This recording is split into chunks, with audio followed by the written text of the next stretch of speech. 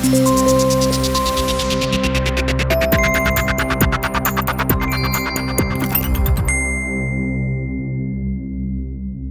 EU will not be rushed into striking a post-Brexit trade deal with the UK just because Boris Johnson has put his preferred timetable into law, the Irish Deputy PM has warned.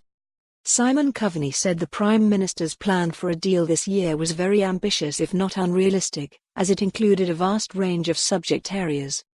Mr Johnson has said he wants a deal by December, leaving just 11 months to negotiate it after the UK formally leaves the EU on January 31st.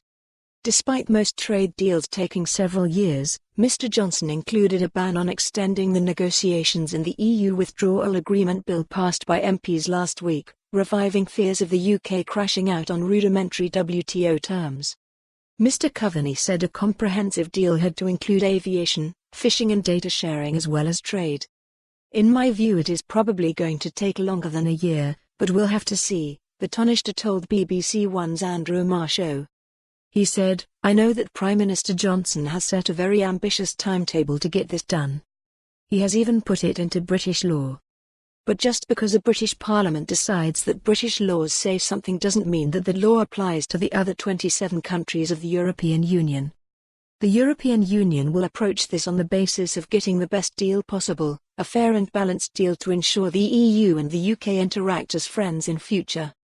But the EU will not be rushed on this just because Britain passes law." Asked if the UK and EU could strike a basic deal then finesse it with side deals, Mr Coveney said, "We would certainly much rather negotiate a comprehensive deal. We have got to provide certainty for people. We can't continue to have crisis after crisis and the uncertainty and brinkmanship of Brexit negotiations."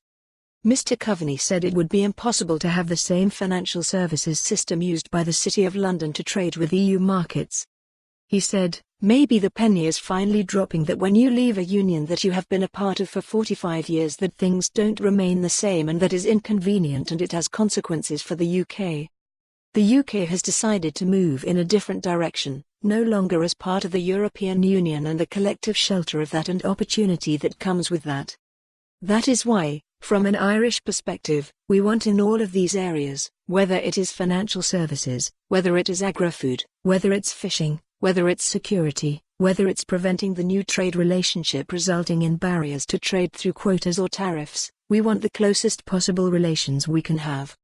No way of the UK in this negotiation maintaining the relationship we have today while outside of the European Union, and that's the reality of Brexit, I'm afraid." Former International. For more on this story, visit the news article link.